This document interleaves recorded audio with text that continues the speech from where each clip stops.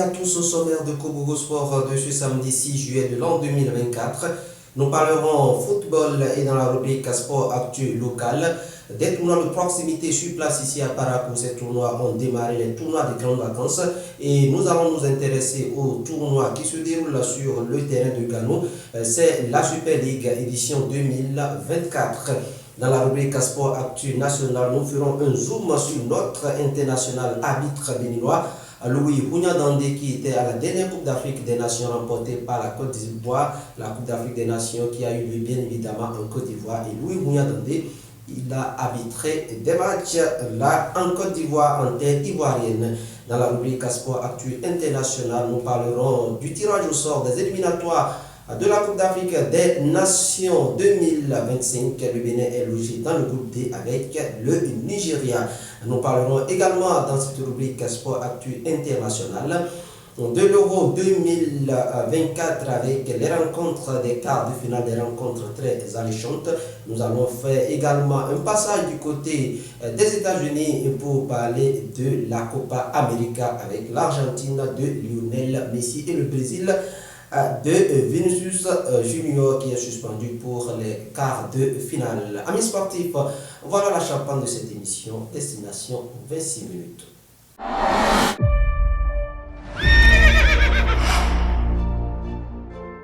Et à Oasis, nous rendons vos séjours inoubliables.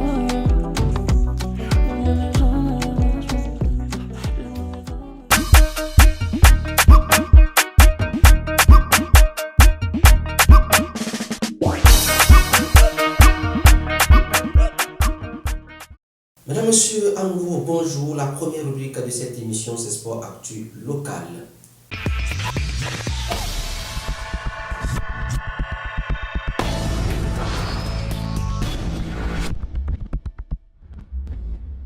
Dans la rubrique Sport Actu Local, je reçois mon invité, le consultant de cette émission, sinon un des consultants de cette émission, Karl Orotairo. Bonjour. Bonjour Kamil Ousmane et bonjour à tous les téléspectateurs. Voilà, la première rubrique de cette émission parle des tournois de proximité sur place ici à Parakou. Vous savez, Parakou est une grande commune, il y a plusieurs tournois. Le tournoi Super League du quartier Gano qui est à son édition de l'année 2024 et plusieurs rencontres ont été déjà jouées. Quelques résultats des rencontres guerriers arc-en-ciel, un but partout, que nous parlons Tigre, un but à 0 pour Tigre, là c'est dans le groupe E. Dans le groupe des Léopards s'est imposé 2 buts à 1 face à Glad Boy et puis à ça a été battu 1 but à 0 par Étoile Sport. Là nous sommes dans le groupe D. Il y a plusieurs compétitions qui se jouent également sur place ici à Parakou, les tournois de petits camps, les tournois de grands camps. Le tournoi de petit camp de Ignace Passino, c'est au Cheminot. Il y a également un tournoi qui se joue du côté de Banikani, bien évidemment, sur le terrain de Waiwai, qui regroupe 24 équipes, tout ça là pour égayer la jeunesse de la commune de Parakou. Parce que, on le dit souvent, on n'a pas de plage à Parakou pour des distractions saines. Il faut ces tournois-là pour permettre aux jeunes de s'épanouir pendant les vacances. Oui, il le faut et déjà je salue les initiateurs de ces différents tournois parce que c'est pas facile d'organiser un tournoi, surtout lorsque vous avez à mettre assez de moyens. Et c'est déjà une très bonne chose que à la fin du championnat, que ces différents tournois soient organisés, quitte à ce que ceux qui aspirent à devenir footballeurs professionnels puissent monnayer leur talent, afin que des recruteurs puissent venir les chercher. Et moi, j'ai toujours salué ces initiatives-là, surtout lorsque vous vous retrouvez seul et vous n'avez pas des gens autour de vous pour vous accompagner. C'est beaucoup de moyens.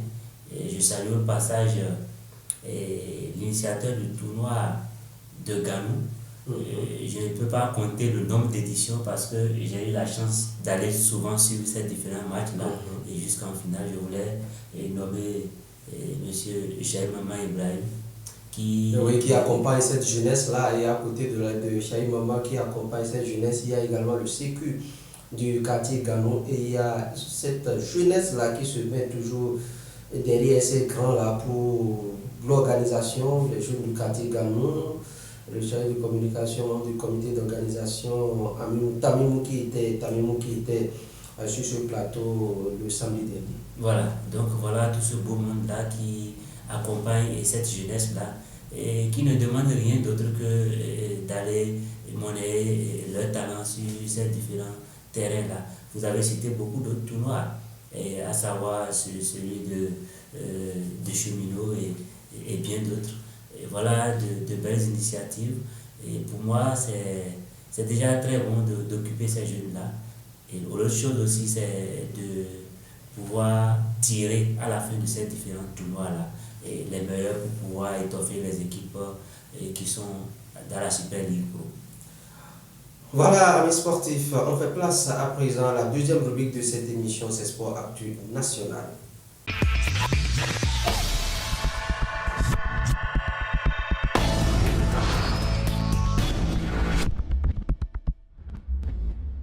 Amis sportifs, dans la deuxième rubrique de cette émission Sport Actu National, on fait un zoom sur notre arbitre international Louis Houyan Dandé, qui est arbitre international béninois, le numéro 1 sur la liste des internationaux béninois, qui a pris part à la dernière Coupe d'Afrique des Nations, la 34e édition qui a eu lieu en Côte d'Ivoire et qui a été remportée par la Côte d'Ivoire.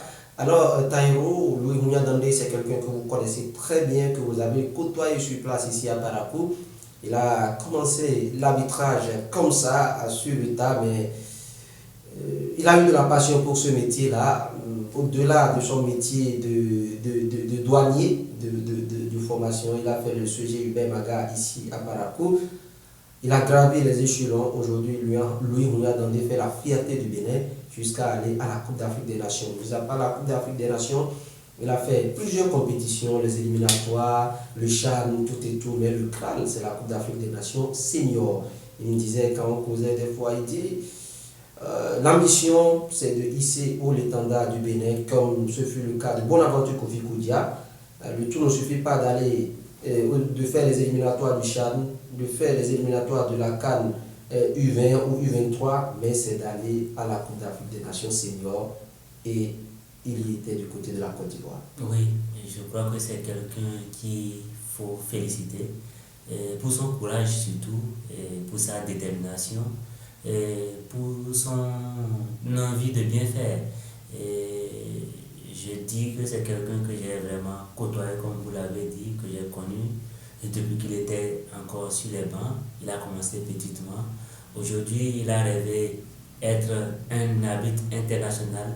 Il a été, et c'est déjà une très bonne chose. Je crois que c'est quelqu'un sur qui il faut prendre un exemple pour pouvoir évoluer. Lorsque vous avez des ambitions du genre, c'est déjà bien qu'il porte haut l'étendard du pays.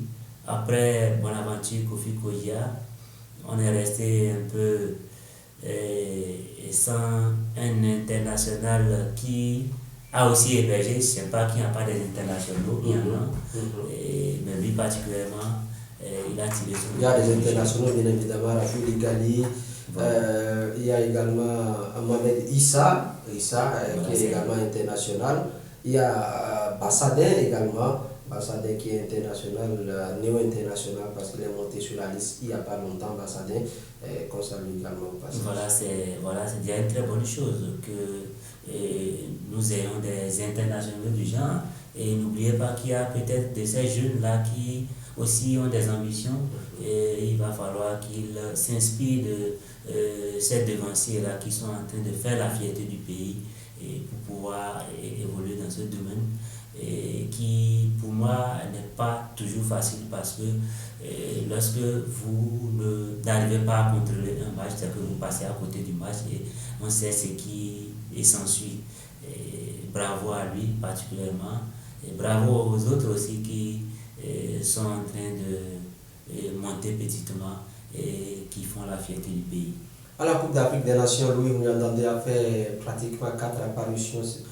Il a été l'arbitre principal du match Zambie-Tanzanie. Il a participé en tant que 4e arbitre à des rencontres, notamment Burkina Faso, Mauritanie et puis Angola, Burkina Faso. Voilà, il a été arbitre principal, il a été quatrième et on a suivi ce match où il a été arbitre principal. On a vu également sa prestation à cette Coupe d'Afrique des Nations. Qu'est-ce que Mounia Dandé doit inspirer pour les jeunes qui veulent devenir arbitres? Oui, pour les jeunes qui aspirent à devenir des arbitres, je crois que M. Mounia Dandé, lui, déjà à travers ce qu'il fait, prouve déjà que en dehors de sa profession, on peut faire autre chose et bien le faire. Et je crois que c'est ce qui est positif. Et il inspire déjà cette persévérance-là, et cette détermination et surtout ce courage parce que c'est pas facile. C'est pas facile d'arriver à cette étape-là. Et je crois que c'est de cela que les jeunes doivent s'inspirer pour pouvoir évoluer. Et je me dis également que c'est quelqu'un qui, lorsque vous le côtoyez, vous vous rendez compte qu'il est sans façon, et il est humble, et c'est surtout ça qui fait certainement sa force lors des grands matchs. Et je l'ai vu arbitrer certains matchs, pas seulement la Coupe d'Afrique des Nations, il y a les différentes coupes, à savoir la Coupe CAF ou la Coupe des Confédérations. Quand vous le voyez sur l'aire de jeu, vous sentez en lui quelqu'un qui vraiment a du métier, quelqu'un qui n'a pas gravé, n'a pas sauté des échelons, je dirais, quelqu'un qui a vraiment eu la passion pour la chose et qui est en train de réussir, à l'image de Bonaventure Kofi Kodia qui était à la Coupe d'Afrique des Nations en Angola en 2010, et après Kofi Kodia, c'est pratiquement 13-14 ans après qu'on a eu un arbitre à une Coupe d'Afrique des Nations. Voilà, et c'est ce qu'il faut commencer par éviter. C'est ce qu'il faut commencer par éviter. Et je crois que la dernière fois, j'étais sur un plateau radio où un de vos confrères me disait qu'il y a une structure qui a été mise en place, je ne me rappelle plus tellement du nom, où les arbitres sont en train d'être formés dans différents domaines, que ce soit au football, au basket. Oui, les jeunes officiels. Justement. C'est là j'ai applaudi cette initiative. Il semble qu'ils sont même à leur 6e édition. Exactement. Et ils vont passer des différents tests, et ceux qui seront retenus iront à l'extérieur pour mieux se faire former davantage et seront intégrés dans le corps arbitral. C'est déjà bien. Cela va nous éviter ce que nous voyons sur nos différents terrains de Super League Pro, où parfois on s'en prend à l'arbitre parce qu'il a fait une erreur. Sans oublier que les arbitres aussi sont des humains. Justement, c'est ce qu'il faut rappeler aux gens. On ne va pas au terrain avec des coups de couteau, des coups de machette parce que quelqu'un a fait une erreur, mais il faut comprendre que c'est des gens qui sont humains, ils ne peuvent pas tout voir, voilà pourquoi ils ont des assistants. C'est pas facile le métier, et il y a des gens qui doivent faire avec, et voilà, bravo à ceux-là, à tous ceux qui autour de lui l'ont accompagné également, il faut le dire, et bravo également aux autres qui vont devenir certainement des internationaux. Félicitations en tout cas et du courage à Louis Mounia Dandé. Nous disons également merci à la CDA, la commission départementale des arbitres du Borgo, qui fait également un très bon boulot, parce qu'il y a les internationaux qui sortent d'ici également et qui représentent valablement le Bénin. J'en veux pour preuve Mohamed Issa qui est international, Bassade également qui est international. Ce sont des arbitres centraux qui sont donc issus de la CDA à Borgo. Louis Mounia Dandé, il a commencé l'arbitrage également ici de la CDA à Borgo, donc félicitations à la CDA. Ils sont bien nombreux à encadrer ces arbitres, ces jeunes arbitres, pour devenir de très grands internationaux. Diego Simplice, ancien arbitre international, Gérard Daoud également, ils sont bien nombreux. Bonsoir et merci. Sinon, bonjour et merci au travail que vous abattez. On fait place à présent à la dernière rubrique de cette émission, c'est Sport Actu International.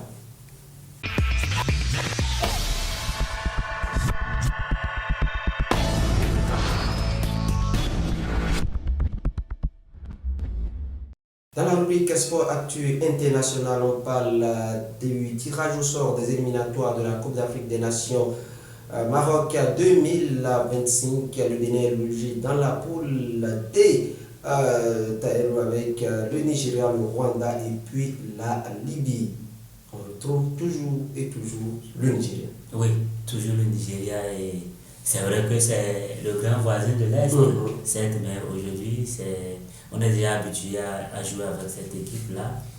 Je crois que c'est jouable, c'est jouable. C'est pas que je néglige les autres, à savoir le Rwanda et les chevaliers de la Méditerranée, je vais nommer la Libye. C'est des équipes aussi qui sont en train de monter en puissance, certes, mais le Bénin aussi aujourd'hui est compté parmi les grandes nations du football africain, quand bien même notre dernier CAN remonte à 2019. Vu les différentes performances pour les éliminatoires de la Coupe du Monde, je crois que le Bénin est en train progressivement de monter également en puissance. Et cela l'a prouvé parce que lors du dernier classement FIFA, on a gagné de plusieurs places. Et je pense réellement que l'ambition c'est d'aller à cette CAN au Maroc et pourquoi pas prétendre aller à la Coupe du Monde puisque nous sommes aussi bien placés. Voilà, c'est possible pour vous que le Bénin soit à cette Coupe d'Afrique des Nations, tout au moins derrière le Nigeria. Oui, pourquoi pas, tout au moins derrière le Nigeria, ou peut-être devant le Nigeria. Devant le Nigeria, pourquoi pas, tout est possible. Tout est possible. Cette équipe vous inspire confiance désormais? Oui, ça il faut le dire, je les ai suivis avec les champions d'Afrique en titre et ils ont fait un amical contre la Côte d'Ivoire. Un amical contre la Côte d'Ivoire. Après, c'est le Sénégal. Et la sensation, c'est d'avoir terrassé les Super Eagles du Nigeria. Pour la première fois de l'histoire. Oui, pour la première fois. J'ai compris qu'il fallait attendre et vraiment la mayonnaise est en train de prendre. On va parler à présent de l'Euro 2024. Il y a plusieurs rencontres très alléchantes. On a suivi ces rencontres, notamment la France face au Portugal de Cristiano Ronaldo, également l'Allemagne face à l'équipe de l'Espagne. De très belles rencontres et les meilleurs se sont qualifiés pour les demi-finales. Place ce samedi donc à deux affiches des quarts de finale également. On aura l'Angleterre qui sera face à la Suisse et la Turquie qui sera face aux Pays-Bas. On va commencer par parler de l'Angleterre qui sera face à la Suisse. Est-ce que, avec le championnat anglais, le meilleur championnat au monde, cette équipe vous rassure? Je ne peux pas dire que cette équipe me rassure parce que je les attendais un peu plus. Et pour la qualification des huitièmes en quart de finale, on a vu ce qui s'est passé avec cette équipe d'Angleterre qui, pour moi, a des individualités, mais collectivement, la mayonnaise peine à prendre. Mais l'essentiel, c'était d'être en quart de finale face à cette équipe suisse, une équipe redoutable. Et cette équipe-là, elle ne compte pas trop de stars, mais c'est une équipe collectivement qui impressionne. J'ai peur pour cette équipe de l'Angleterre et vivement que le sélectionneur Southgate puisse sortir les armes nécessaires pour pouvoir passer en demi-finale. Sinon, pour moi, ce serait un échec. Ce serait un échec. L'Angleterre de Gareth Southgate avec Harry Kane comme capitaine et puis ce joueur emblématique numéro 10 de cette équipe de l'Angleterre, Jude Bellingham, qui a offert la prolongation à l'équipe de l'Angleterre face à la Slovaquie, la Suisse de Granit Xhaka. Le joueur, bien évidemment, qui avait fait l'Angleterre et qui a terminé champion d'Allemagne.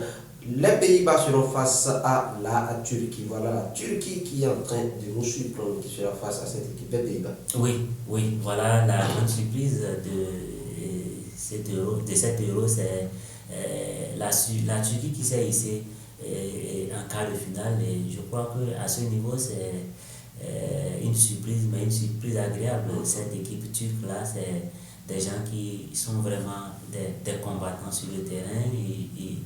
Ils ne ménagent pas leurs efforts. Et ils ont leur pépite.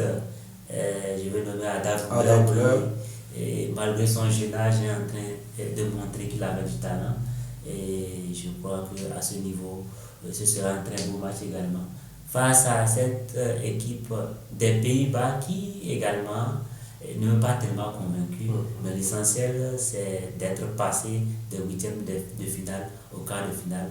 Et attention à cette équipe des Pays-Bas parce que la surprise turque peut venir à n'importe quel moment. Voilà, on parle à présent de la Copa América qui se joue aux États-Unis et au Canada. Les affiches des quarts de finale, l'Argentine qui sera face à l'Équateur, Venezuela à Canada, Colombie et Panama, et puis Uruguay, Brésil. On parle de l'Argentine de Lionel Messi rapidement et on parle du Brésil de Vinicius qui sera suspendu pour cumul de cartons face à l'Uruguay, la Céleste de Marcelo Bielsa. L'Argentine qui est tenant du titre, est-ce que l'Argentine est partie pour remporter un second titre consécutif? Oui, lorsque vous suivez les matchs de poule, vous vous rendez compte que cette équipe d'Argentine, c'est une équipe qui a fait du sans faute. J'ai eu la chance de les suivre et c'est des gens qui vraiment ont montré qu'ils sont champions du monde. Et cette cohésion-là a existé. Et devant, c'est de très bons joueurs. Je veux nommer Lautaro Martinez, qui vraiment, lorsque il est titulaire, il a toujours montré de quoi il était capable. Cette équipe d'Argentine, pour moi, c'est d'abord l'équipe détentrice du trophée. Et elle a remis le trophée en jeu. Et je crois qu'elle a les armes pour pouvoir garder ce trophée-là. De l'autre côté, la déception pour moi, c'est la Seleção, l'équipe du Brésil, qui a certes des individualités, mais aujourd'hui, collectivement, c'est pas encore ça. Et il y a aussi une équipe qui a fait sensation, c'est l'Uruguay. Et je crois que le match Brésil-Uruguay sera un très beau match. Sans Vinicius. Oui. Sans Vinicius, malheureusement. Mais il y a certains, il y a d'autres. Il y a Rodrigo qui est là, il y a Endriss qui est là, il y a Rafinha et beaucoup d'autres qui pourront peut-être créer la sensation. Voilà, amis sportifs, c'est la fin de cette émission. On a parcouru pratiquement toute l'actualité sportive du moment. On se retrouve samedi prochain pour un autre numéro de votre émission Kobo Sport. D'ici à là, portez-vous bien.